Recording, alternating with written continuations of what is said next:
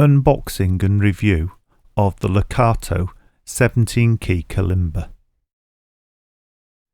In the interest of transparency, I have to mention that this Kalimba was sent to me for free by the company. However, they're not paying for the review, and I'm going to be completely honest in it.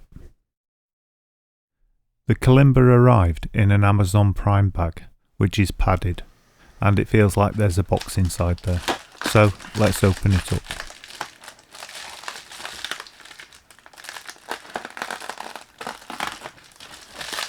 Sure enough, inside the padded bag is a fairly sturdy looking cardboard box, and on the front of the box it actually says Kalimba 17-key thumb and garbled, and then it says beginners and children new. So this is obviously what I was expecting to receive.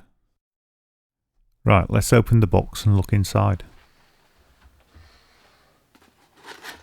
On top of the Kalimba, and almost falling out of the box, are some bits and pieces.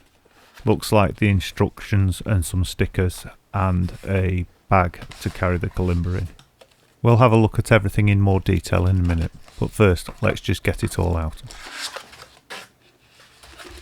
The Kalimba itself is in a plastic bag, and it's in some specially shaped padding, which means it fits perfectly into the box.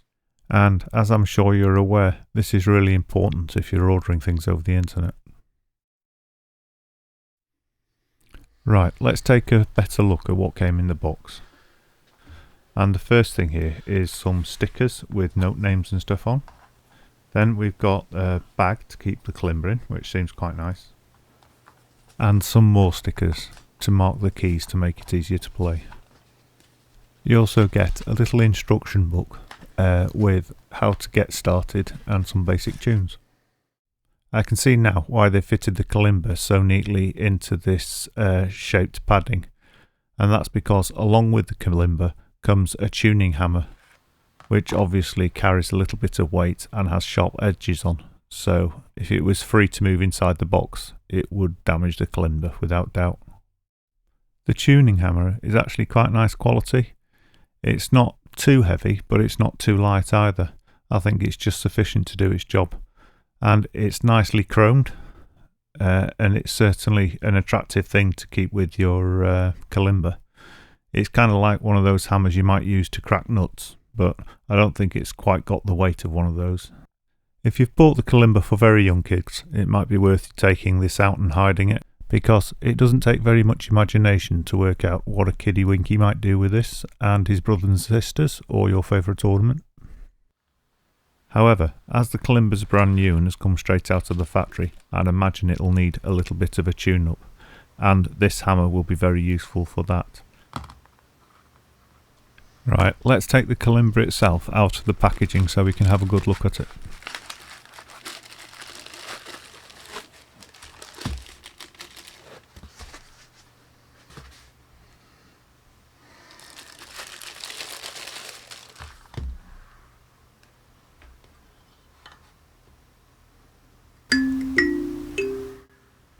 Wow, I'm genuinely surprised. It's really nice. It's well finished, nicely varnished. The wood's nice, and the keys themselves are chrome plated and shiny, and it looks good. It certainly seems too good for a child, or if you gave it to a child, they'd really appreciate it because it'd make them feel very adult, because it's really got a professional feel about it. The Kalimba is finished in varnish, which is clear, so you can see the wood quite clearly underneath, and I'm not sure if that's the natural colour that you're seeing or if it's stained. However, the way it's been constructed, you can see the edge of the wood, and I can tell you for sure there's no plywood in there. It's made of solid wood, and you can tell this by tapping on it. You can hear that it's got really good resonance. It's a really nice thing, and the woods that they've made it of are good quality as well. Something else that's worth pointing out is that the body of the instrument has been rounded off, so all the edges of the wood are rounded down, so it's more comfortable to hold and it doesn't dig into your hands whilst you're trying to play it. This Kalimba's got 17 keys, and the keys are made of steel and chrome plated, so they look really nice. They've rounded off the tips of the kalimba, so where you play it with your thumb there's no sharp edges. Having 17 keys, it's got just over 2 octaves worth of notes, and it's set into the key of C, which is perfect for a kid or a beginner because you don't want to start thinking about sharps and flats if you're just starting out, and it means you can get a tune out of it pretty quickly with no tuition and no expert help.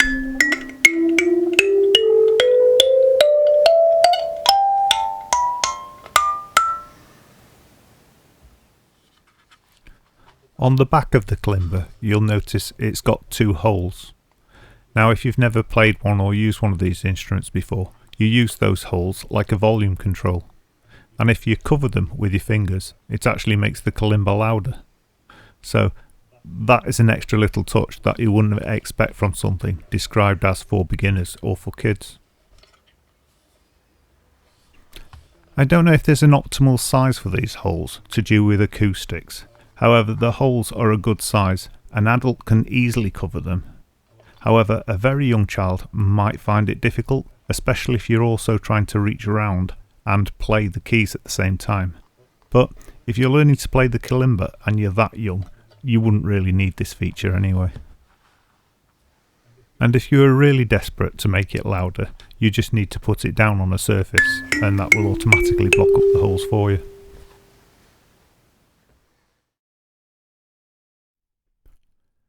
Right, let's look at the other stuff that came with the kalimba, and we'll start with its little carrying pouch. This is made of soft cloth and is quite attractive and nice to look at. It seems quite strong as well, and I can't imagine it tearing or breaking easily. And it's got a pull cord to seal the top. You can see here that the kalimba fits just nicely inside it. It's been made to measure nicely. I think it's important for me to point out that the bag isn't padded in any way, shape or form. So it's purely for aesthetics, and you can put the kalimba in here and it looks neat and it'll keep the dust off it. However, if you drop it or if something gets dropped on it, it won't offer any protection at all regarding that. Right, let's take a look at the other things that came with it. We've had a quick looking at the tuning hammer, so we don't need to look at that now. However, we'll look at the stickers just briefly. We've got 2 colours of stickers, purple ones, and we've got blue ones. And then we've got all the names and the numbers of the notes. I'm not sure where any of these stick on, but I'm sure the instructions will enlighten us to that. The instruction book is better than your average instruction book in that it's printed on quite good quality paper, but it's actually a little booklet on how to play the kalimba, so it's meant to last a bit longer than a normal instruction book. Let's take a quick look at the index and a couple of pages so you get an idea of what's in it. And you can see in the contents we have the kalimba instructions, a tuning method, how to play, chord list, and then a whole list of nursery rhyme type tunes. But I'd imagine they've included these because they're Creative Commons, which means they don't have to pay copyrights on them. Right, looking in the first couple of pages of the book, the first thing we've got is the instructions. And it's not really instructions, it's more of a description. It's just telling you you've got a 17 key kalimba based in the key of C with steel keys, and the wood material is mahogany, koa, rosewood and black walnut. Unfortunately, the tuning method is a little scant and it leaves a lot that needs common sense, and in my experience as a music teacher you need to explain everything in detail. But no worries on that. I will be doing another video on this instrument, and I'll be doing how to tune it and how to play the first couple of tunes, and that will really give someone the basics they need to get started with it. The next couple of pages gives you a little more detail about the kalimba and a very useful picture of how to hold a kalimba if you're not familiar with one. And you can see from the picture why the other name for the kalimba is the thumb piano, because most of the work is done with your thumbs. Moving on again, the next couple of pages tells you where you can stick the stickers to make it more easy to find the notes. And then we've got an explanation of some of the chords you can play with the kalimba. Right, I'll stick the stickers on as suggested in the instructions. However, I'll use the purple colour because I prefer that colour. Holding the stickers alongside the keys, I can see there might be a problem because the stickers look slightly wider than the keys. However, I'll peel one off and see how it goes. I'll speed up this next bit, otherwise it'll be really boring for you guys to watch. Actually, the stickers are fine, and they just fit about right on the width.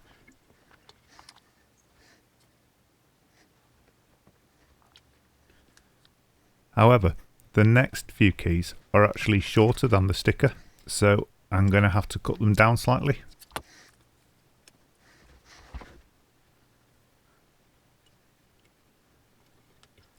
They're looking good, I have to say.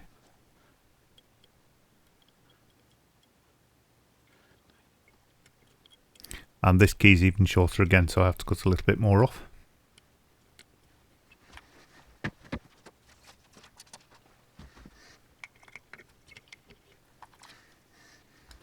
The last two are going to be very short.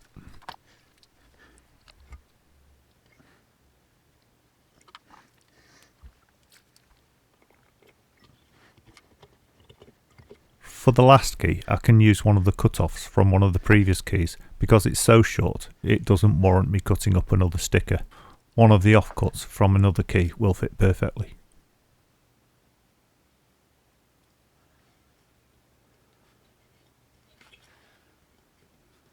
It's not perfect, but it's pretty good, and I'm sure it'll help me locate the keys more easily.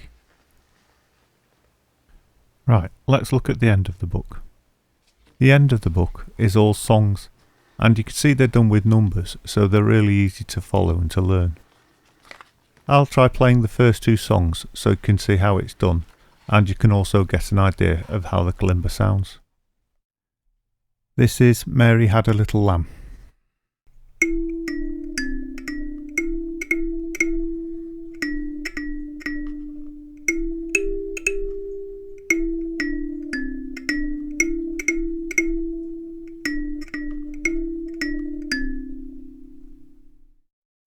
And this is Lightly Row.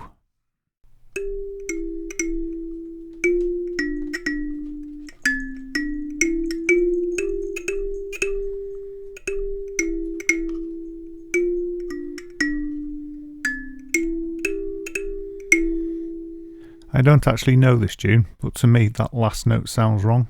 I would be tempted to go back to the one, and this is how that would sound.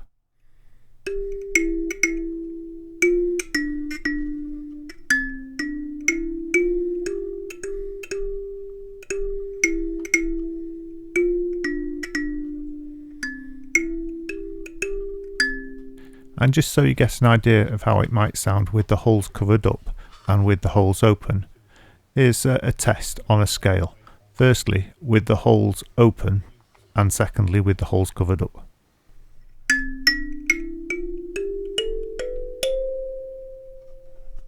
And now with the holes covered. To me, listening to that recorded, there's very little difference. And I blame that on the fact that the microphone just doesn't pick it up, because here, sat in front of the kalimba, it really does make a difference. Here it is again with the holes uncovered, with the holes covered.